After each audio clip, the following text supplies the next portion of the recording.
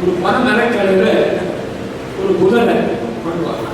அது மேல மயில் போக பூனப்பூ தாவரப்பூ இருக்கம்பூ எல்லாத்தையும் கொடுத்து ஒரு மாலையா போட்டுட்டு அந்த ஏற்கனவே உடம்பு கூட திரும்பி பூசிப்பாங்க, இப்படி பூசிப்பாங்க. கையில் ஒரு ஓவியம் வாங்கிட்டு, அதாவது வெளியே ஒரு ஓவியம் சேரி ஊரில் நடுத்தர் 4 பேர் சேரி எடுத்து இவனை நான் கல்யாணம் பண்ணிக்க ஆசைப்படுறேன், கல்யாணம் பண்ணிக்க மாட்டேங்கிறாயோ, அதாவது ரொம்ப கஷ்டமா இருக்காது, உனக்கு என் உணவு அப்படியே எரியுது அப்படி இப்படின்னு சொல்றாரு. மழை வெயில் காற்று இதை கூட எனக்கு கவலைப்பட மாட்டேன் அப்படின்னு தலைவர் வந்து சொல்றாரு. அப்ப அந்த தலைமை தலையை பார்த்துட்டு மனதில் எழுதுன்னு சொல்லுவாரு. முப்பது பார்க்கும்போது எல்லாரும் பார்த்துட்டு இப்படி நீங்க சொல்ற கல்யாணம் பண்ணி கொடுத்துருந்தாங்க அப்படின்னு அவருக்கு ரெக்கமெண்ட் பண்ணுவாங்க. இது மடல் அல்லது இல்லை காமின் உழந்த வருவதாட்சி மடல் இருந்து அப்படி அந்த மடலில் அந்த மாதிரி அவர் வந்து ஒரு பெருமா நிற்கிற அந்த காட்சியை சமர்ப்பிக்க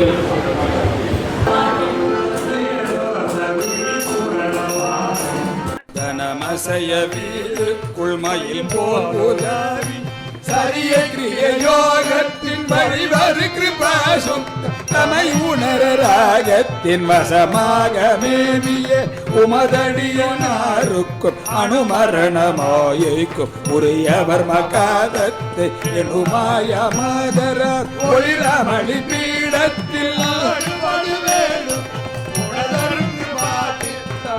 கூறவே இமகிரி குமாரத் பராசக்தி எழுதறிய காயத்ரி உமையாள் குமரனே மடலெழுதி மோகித்து இதனருகு சேவிக்கும் முருகா விசாகனே நீழ்மிக்கு அமர் செய்து பிரதோபிக்கும் அதிகவீர சாமர்த்திய கவிராஜராஜன் அழுதுலகை வாழ்வித்த கவுடைய குலாகித்த அழிய கதிர்காமத்தில் உரியாபிரமனே ஒளிரமளி பீடத்தில் அவடுபடு வேணு உனதருள் கிருபாசி அருள் கூற வேணுமே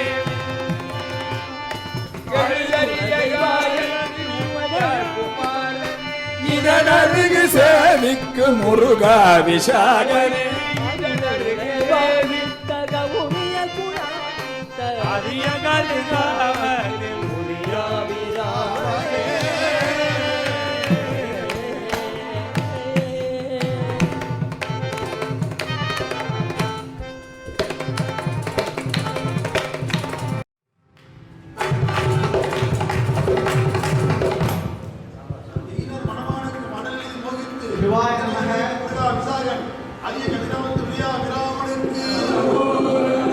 தமர முகவேல் ஒத்த விழிபுரள வாரிட்ட தனமசைய வீதிக்குள் மயில் போல் உலாவியே போர்முகத்துக்கு என்று கூர்மை பிறங்கும் வேல் போன்ற கண்கள் புரள கொங்கிகள் அசைய வீதியிலே மயில் உலவுவது போல் உலாவியே சரியை கிரியை யோகத்தின் வழிவரு கிருபாசுத்தர் தமை உணர ராகத்தின் வசமாக மேவியே சரியை கிரியை யோகம் என்னும் வழிகளிலே நிற்கும் அருளும் பரிசுத்தமும் வாய்ந்த பெரியோர்களும் தம்மை உணரும்படியாக தம்மை கண்டு மோகிக்கும்படியாக ஆசை காட்டும் வழிகளிலே பொருந்தி உமதடியுனாருக்கும் அனுமரண மாயைக்கும் உரியவர் மகா தத்தை எனுமாய மாதரார் உமது திருவடியை உன்னாருக்கும் நிலையாதவர்க்கும் அனுமரண மாயைக்கும் மரணத்தோடு கூடிய மாயையிலே பட்டவர்க்கும் அல்லது மாயைக்கும் உரியவராய் சொந்தக்காரராய் விசேஷம் பொருந்திய கிளிகள் எனப்படும் மாயைகள் வல்ல பொது மாதர்களுடைய ஒளிர் அமளி பீடத்தில் அமடுபடுவேனுக்கும் உனது அருள் கிருபாசித்வம் அருள் கூற வேணுமே விலகுகின்ற படுக்கையிடத்தை சிக்கிக் கொண்ட எனக்கும் உனது அருள் கிருபாசித்தத்தை சீரொருள் பிரசாதத்தை அருள் கூர்ந்து அளிக்க வேண்டும்.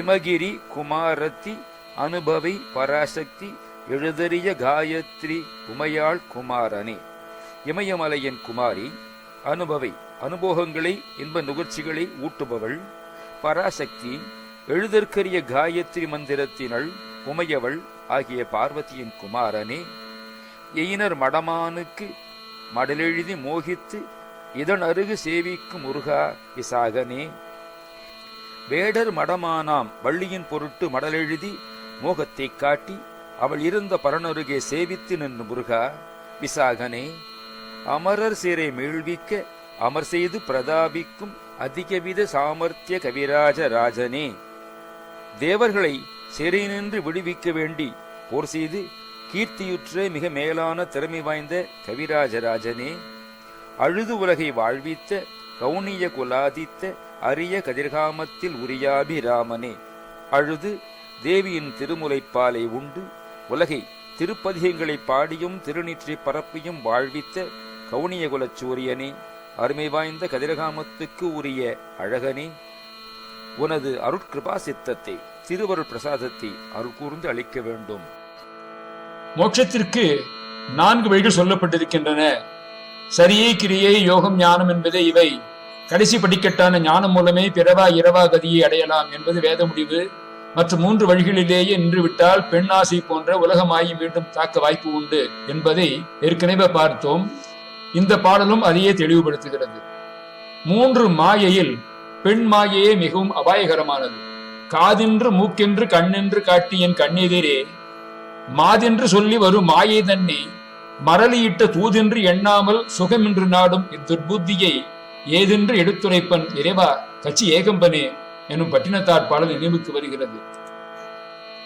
சீரழி குளக்கரையில் அம்மே அப்பா என உலக தாய் தந்தையரை கூப்பிட்டு ஞானப்பால் அருந்தி மெய் ஞானத்தால் உலகையே ஒய்ய வைத்த கவுண்டனிய கோத்திரத்தில் உதித்த சூரியனான ஞானசம்பந்த பெருமானை அதிகவித சாமர்த்திய கவிராஜராஜன் என்று குறிப்பிடுகிறார். உமாதேவி எனும் சக்தியால் தோற்றுவிக்கப்பட்டவர்கள்தான் லக்ஷ்மி, சரஸ்வதி மற்ற தேவதைகள். வேதத்திற்கு ஸ்ருதி என்று பெயர், கேட்டல் என்று பொருள். எழுத்து வடிவம் கிடையாது, குரு மூலமாக கேட்டுத்தான் பயிற்சி பெற வேண்டும். எனவேதான் வரிவடிவில் எழுத முடியாது நாதரூபமாகவே ஜெபிக்கத்தகும் காயத்ரி மந்திர ரூபியுமான உமாதேவியின் புதல்வனே என்பதை எழுதறிய காயத்ரி உமையாள் குமாரனே என்கிறார். ஆனால் இப்பொழுது புத்தகத்தை வைத்துத்தானே குருமுகம் இல்லாமலேயே வேதம் படிக்கிறார்கள். மந்திரங்களில் சிறந்த காயத்ரிக்கு குருவும் தந்தவர் விஸ்வாமித்ர முனிவர். 5 தலைகளும் 10 கரங்களும் கொண்ட காயத்ரி தேவியை அவர் உருவாக்கினார். இந்த தேவிக்கு சாவித்ரி, சரஸ்வதி என்ற பெயர்களும் உண்டு. காயத்ரி புலன்களின் தலைவி, சாவித்ரி உயிரின் தலைவி, சரஸ்வதி வாக்கின் தலைவி. எண்ணம், செயல், சொல் 3ஆலும் தூய்மையையும் மேன்மையும் உணர்த்துபவரே காயத்ரி தேவி. திரிகரண சுத்தி. மனிதர்கள் மேற்குறிப்பிட்ட 3 நிலைகளிலும் தூய்மையை கடைபிடித்து காயத்ரி தேவி வழிபட்டு வந்தால் கர்மவினைகள் அகலும் என்பதே காயத்ரி வழிபாட்டின் பலன். முன்னொரு காலத்தில் சத்திரியரான கௌசிக மன்னனுடைய நாட்டில் கடும் பஞ்சம் நிலவியது. இதனை போக்க மகரிஷி வசிஷ்டரிடம் இருக்கும் காமதேனு பசுவின் பெண் வயிற்று பிள்ளையான நந்தினி என்ற பசுவை தன் நாட்டின் பஞ்சம் போக்க வேண்டி கௌசிக மன்னன் இரவல் கேட்கிறார். இருப்பினும் வசிஷ்டர் அதனை மறுத்துவிடவே கோபமுற்ற கௌசிக மன்னன் வசிஷ்டர் மீது போர் தொடுத்து அதில் தோல்வியும் அடைகிறார். இதனை அடித்து பிரம்மரிஷிகளுக்கு மட்டுமே காமதேனு பசுக்கள் கட்டுப்படும் என்றும், எனவே நீர் பிரம்மரிஷியானால் நந்தினி பசுவை தருகிறேன் என்றும் எடுத்து கூறினார். இருப்பினும் ஒரு சத்திரியனால் பிரம்மரிஷி பட்டத்தை இலகுவாக பெற முடியாது என்ற விஷயத்தையும் சுட்டிக்காட்டினார். வசிஷ்டரின் கருத்துக்களை செவிமடுத்த கௌசிக மன்னன் தன் நாட்டு மக்களுக்காக அந்த பிரம்மரிஷி பட்டத்தை பெற்று காட்டுவேன் என்று சவால் விடுத்து ஒரு கள்ளிச்செடியின் முனையில் மேல் நின்று கடும் தவம் புரிகிறார். இதனை கண்ட அன்னை சக்தி கௌசிக மன்னனின் முன் தோன்றி தன் கோவிலில் உள்ள விளக்கில் பஞ்சமுகமாக திரி போட்டு தீபம் ஏற்றினார், உன் தவம் சித்தியாகும் என்று கூறி மறைகிறாள். சக்தியின் வாக்கினை அடுத்து 4 வேதங்களின் பிறந்த நாளன்று சக்தி தேவியின் ஆலயம் சென்று பஞ்சமுகமாக திரி வைத்து விளக்கேற்ற முனைகிறார். ஆனால் எவ்வளவு முயன்றும் அந்த திரிகள் எரியவில்லை. உடனே அந்த விளக்கில் தன் தலை, 2 கை மற்றும் கால்களையும் வைத்து அந்த விளக்கை ஏற்ற முனைகிறார்.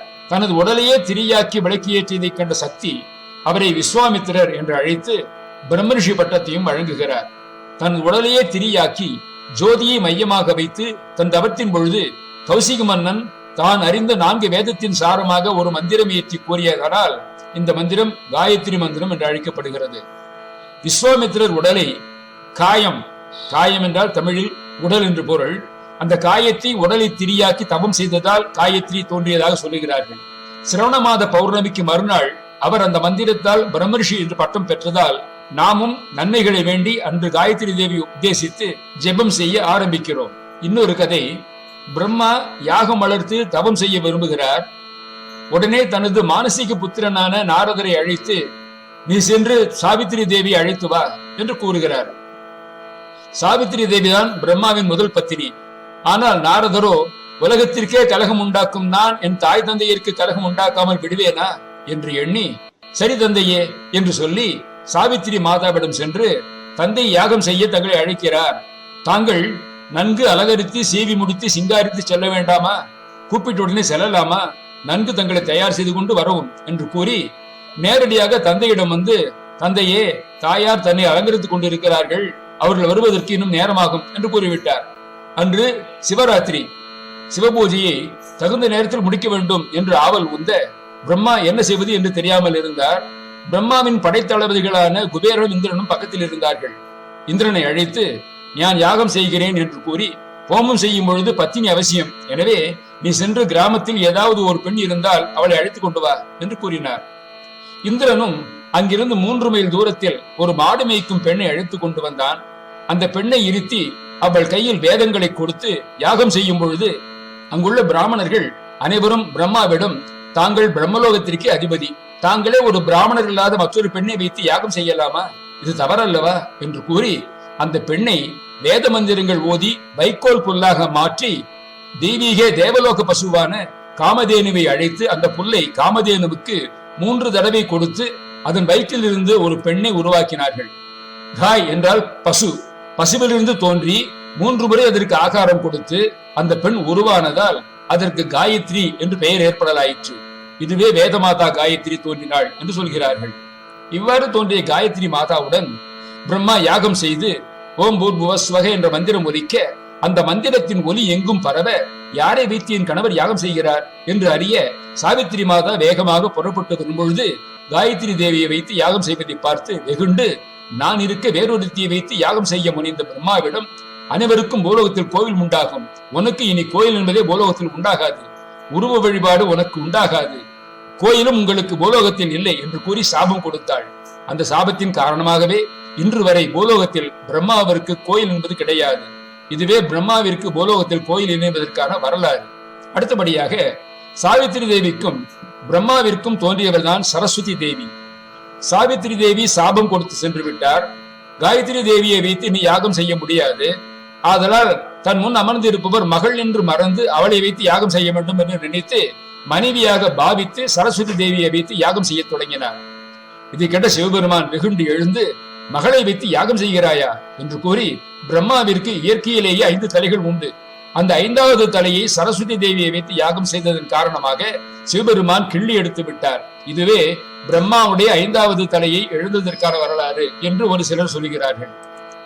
காயத்ரி தேவி அம்மனுக்கு முதலாக கோயில் எழுப்பப்பட்ட பெருமையும் புகழும் சிதம்பரத்திற்கே சேரும்.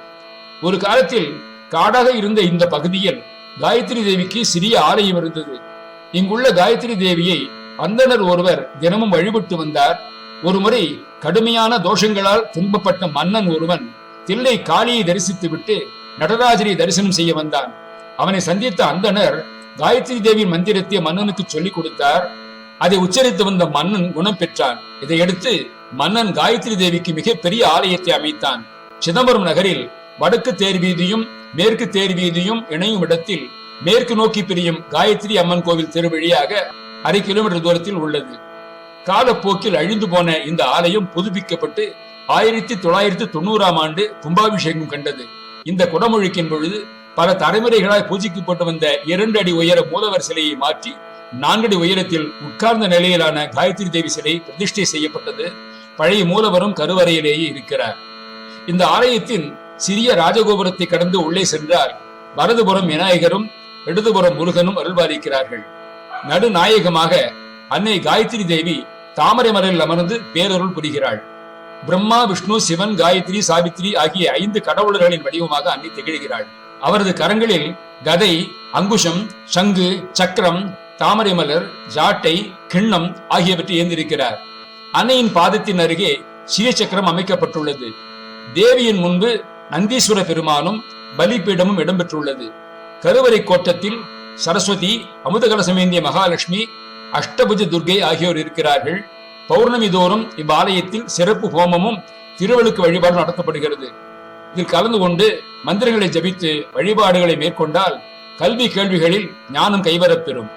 வேலையின்மை, தொழில் முடக்கம் ஆகியவை நீங்கும். தோஷங்கள் மற்றும் வினைகள் அகலும்.